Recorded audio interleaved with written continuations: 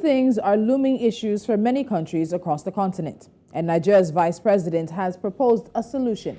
Invest in climate-friendly projects and get your debt forgiven. Could this innovative proposal solve Africa's issues of climate change and, of course, debts? We'll find out. And when it comes to issues around Zambia, attention again is on the country as investors in the country's Eurobond are weighing their options, as it seems there are questions as to just how much of their money they will be able to recoup. And on Women in Business today, we've got a winner. She's under 30, but she's already accomplished so much in Nigeria's tech space. We'll find out how she did it and more.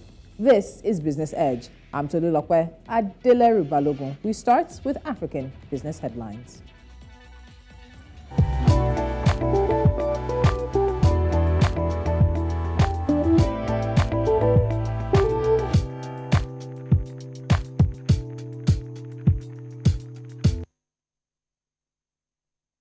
Kenya's newly sworn-in president, William Ruto, has taken over East Africa's biggest economy, inheriting a litany of problems ranging from debt to growing hunger caused by one of the worst droughts in decades.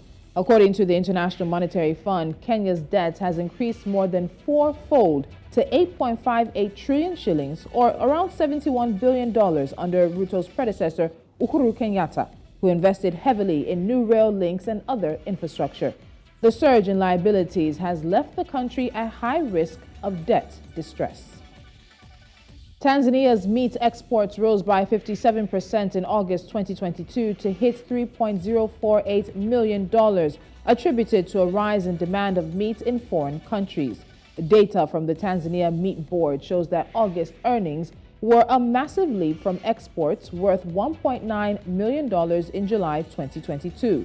Qatar, the United Arab Emirates, Bahrain, Oman, and Kuwait are the major markets for meat from Tanzania. These five markets account for around 51%, 17.26%, 11.74%, 8.2%, and about 7% of the country's meat exports. The Nigerian Senate, through its Committee on Finance, has disagreed with the Minister of Finance, Budget and National Planning, Zainab Ahmed, as well as heads of revenue-generating agencies in the country on the proposed 2023 to 2025 medium-term expenditure framework and fiscal strategy paper. At an interactive session, the finance minister informed the committee that the proposed 19.76 trillion naira budget for 2023 would have a deficit of 12.43 trillion naira as a result of projected 6 trillion naira tax and import duty waivers, as well as fuel subsidy of over 6 trillion naira if retained for the whole year. Olamilekan Adeola, the committee's chairman, expressed concern over the submission and informed the minister that both the projected 12.43 trillion naira budget deficit and the 6 trillion naira in tax and import duty waivers needed to be carefully examined before being submitted to the National Assembly for consideration and approval. And we stay in West Africa, where Tolulope Oil is engaging Ghana's government on an urgent gas sales contract. This is because foundation gas volumes, which are the free gas issued to Ghana from the exception of the Jubilee contracts, will expire soon. Based on its current production forecast, Tolulope expects the volume of about 200 billion cubic feet of foundation gas to be depleted by the end of the year.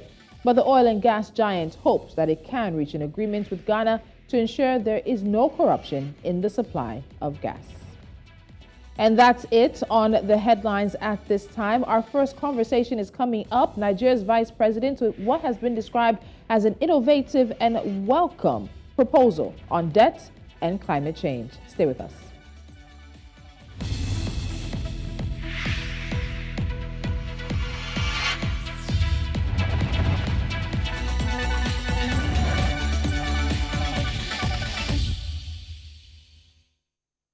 According to data released by the World Bank, Zambia, Mozambique, Angola, and Tunisia have debt that is more than twice their GDP. In 2020, the overall debt stock on the continent was $702 billion. The IMF says Burundi, Cape Verde, Cameroon, the Central African Republic, Ethiopia, Ghana, Kenya, and several others are at high risk of debt distress. With this in mind, African countries are under pressure to raise revenue so that they may meet their debt commitments and some are coming up with schemes to make their debts more manageable. Now, the latest proposal comes from Nigeria. The country's Vice President, Yemi Osinbajo, while working to drum up climate financing support for Nigeria, has suggested a climate investment for debt swap. This would allow African countries to embark on climate-friendly projects that help fulfill the green initiatives of their creditors in exchange for debt forgiveness. Joining me to discuss this is Rukaiya El-Rufai. She's a partner at PwC Nigeria who specializes in sustainability, climate change, and the public sector. Rukaiya, welcome to Business Edge. Thank you so much for joining me. Thank you for having me too. So in terms of sort of the climate financing terminology that many of us know, I think a lot of people have heard something about carbon credits. But in terms of these debt for climate or DFC swap deals, this is really a new sort of terminology, a new sort of phrase. So take us through that. How do they differ from the carbon credits many of us are used to, and what are they made up of, or what will they be made up of? Okay, thank you for that question. So for carbon credit, it is a regime that aims to develop or make available incentives for people, especially private sector, governments as well, for people to gain something in return for the climate investments they make. So there is a demand and supply side to it. So there are projects that are developed that meet certain standards, that can claim carbon credit or that can claim carbon credit. So that's the demand side. So for the supply side, there are people that have net zero ambitions and carbon reduction ambitions, and they offset. So you have people that emit but want to offset through a carbon sink, that can be either nature based or technology based. Okay, so carbon credit have markets that bring together the demand and supply side.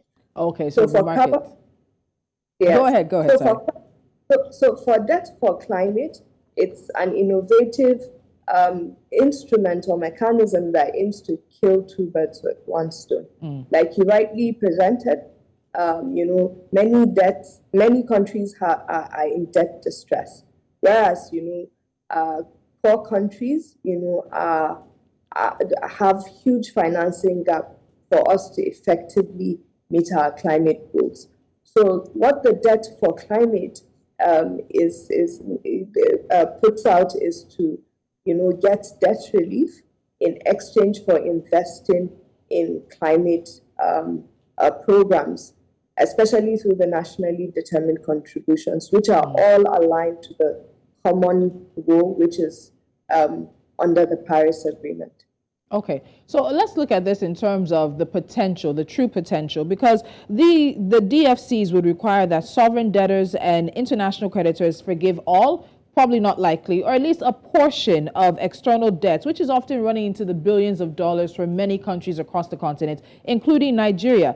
But also when we look at some of their actions, it makes you wonder if they're really interested. So it was only one European leader that showed up to the Africa Adaptation Summit in Rotterdam recently. And we've also seen that the West has failed to live up to its own pledges to the continent when it comes to financing the continent's climate response and resilience. So beyond the praise that Vice President Yemi Osinbajo has received for this idea, does it really stand a chance?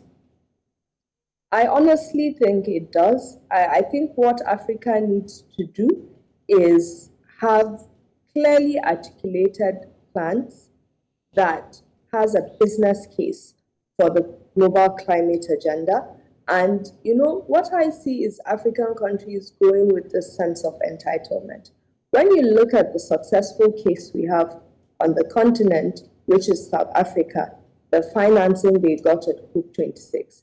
They had a clear plan and they had a strong case because they are the highest emitters from their coal power generation. So I think we need to reach out.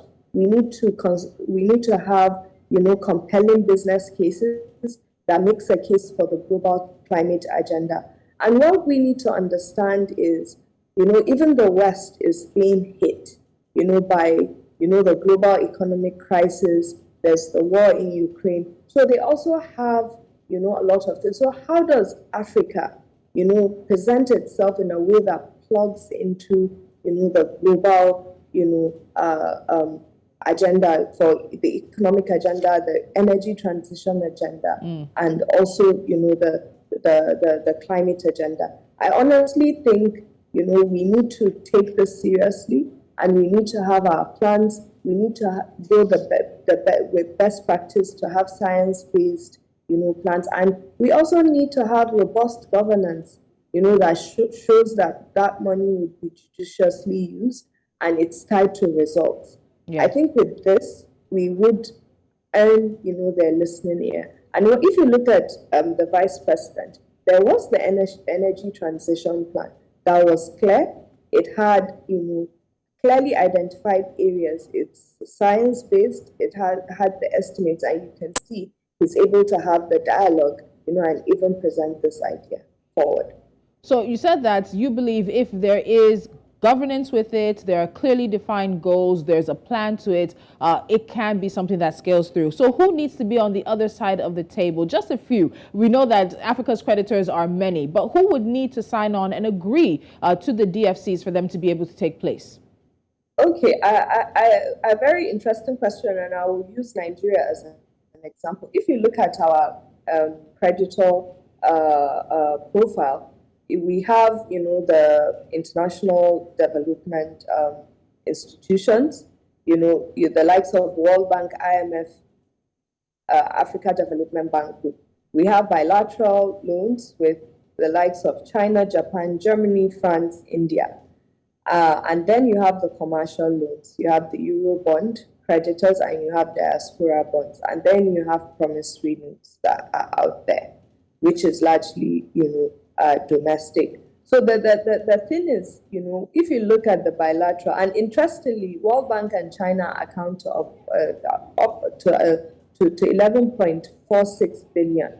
So, and when you look at China and India, their stance, so it takes, their stance on climate. I mean, they are arguably, a bit lagging behind and less ambitious. They are still powering up coal plants and all that. So it's interesting. I think you'll need a unique strategy with each creditor category to be able to make that case successful for them to give some relief or relief, to give complete relief of our debt for investing in climate initiatives. So that's my take. So these are the people on the other side, and definitely a customized approach will be needed because they all have their national interests and their own net zero agenda. So the next natural question to that then is, what is actually in it for these people, for these parties or these players involved? Because we know that in the wake of the pandemic, we've had many African leaders calling for the West and even China and Russia to some point to either restructure our debt or forgive the debts outright. But that has been a very difficult journey. We've seen how it's played out with the common framework. We see the struggles that Zambia is going through, and we'll be talking about that later on the show. But the DFCs would require forgiveness from those who hold Africa's debt. So what is in it for them? I would probably just want my money back, however long it takes you to give me my money back. So I don't know if there can be, a mechanism in which it can feed into their own climate goals and their own, required investments. I think there will be a lot in it for them. But what's very important is getting them on the agenda, and COP27 is very critical, and getting a way of tying, benefits as well for them. I mean, you look at, every country is meant to have a carbon budget, and there should be limits, to how you grow and the level of carbon emissions you have from that growth. So I think if, such projects, can be tied to them being able to record it as their financed emissions reduction, because it is happening where in private sector, providers of capital are required to to report on their financed emissions. So if this can count into the reduction of their financed emissions, I think there will be a strong case. And I think another thing to point out why it's difficult to make a case, because Africa is still punching below the weight when it comes to domestic resource mobilization. You look at our revenue to GDP, you look at the potential of us making money and having revenues and optimizing our revenues, we're still not there. Struggling. So we also need to show that we are doing our domestic resource mobilization and find a way to make it a win-win, for us and our creditors, and I think it would work. Okay, so let's get into this a bit more, some more, of course. Now, in a debt for climate swap deal, African countries will commit to developing climate action programs in exchange for debt forgiveness. That seems very simple, but there are some concerns that the deals could also lock African countries into not using their natural resources, particularly fossil fuels, for development. And when you look at the bigger picture, Africa only contributes around 3.8% to global emissions. We have greater needs for industrialization than the West, which also use these same fossil fuels to develop. So, Rukaiya, the next question has to be, in terms of these deals, how can we make sure that they work in ensuring a just energy transition for the continent? They don't lock us out of using the natural resources at our disposal, and in the long run, we can still develop and industrialize the continent as we need. So when you say, natural resources, it depends. Because you see, these natural resources, some are finite, some are not finite, some are regenerative, some are not. And the best resource and the most sustainable resource for you to depend on are typically those that are not finite and they're regenerative, such as solar. And the issue of this is you have to look at the future of energy. The future because our resource endowment is around that fossil fuel when we talk about that just transition. And, it's not a big bang approach, it's a transition. And I think Nigeria is headed in the right way, where in the short to medium term, they're still thinking of, utilizing the fossil fuel. They're thinking of gas as a transition fuel, and they're also looking at renewable energy as a future. So we don't exist in silo. It's a global economy. There's global competitiveness. And, if we don't prepare for the future and also, we'll lag behind, we'll continue to lag behind, and we'll miss out on our leapfrog opportunity.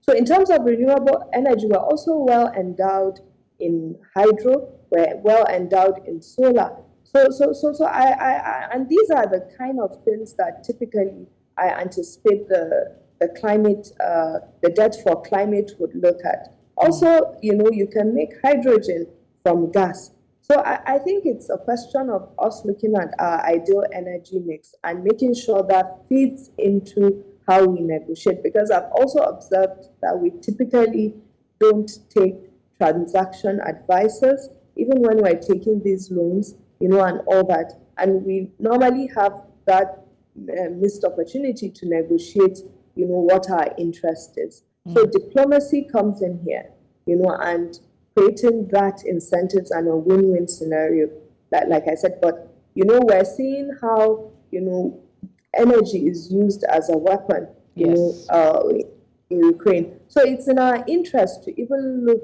within even Nigeria and Africa, what's the comparative advantage and which are the more independent, finite and regenerative sources of our natural, resources, and let's, in the long term, try to capitalize on that. So I don't see that being as a burden or an area of concern, because we're seeing what is happening in the West, where the transition wasn't, well tested with the black swan risk of a war outbreak. Yeah. And now we're seeing. So I think, in the short term to medium term, I don't see anyone saying we shouldn't explore our oil and gas. In fact, what the argument out there that the West is putting on our table is, why don't you use this fossil fuel in the short to medium term? From your proceeds, future-proof your energy needs and, this thing and invest for the long term. And I think that's a fair deal.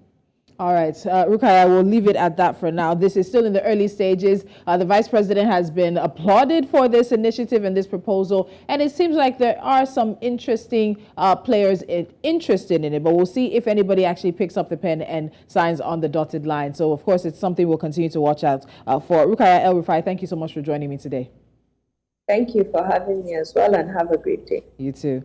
And it's a conversation that will continue, as I've told you many, many times. Just energy transition, climate justice, and energy transition. These are words that we'll continue to hear, and they have business ramifications. As my guest pointed out, we're seeing how energy is being used as a weapon, as a tool of advantage in the Russia-Ukraine situation. So the continent cannot wait for its energy to be used by others or to be at its own disposal in order to take advantage of what it's naturally blessed with.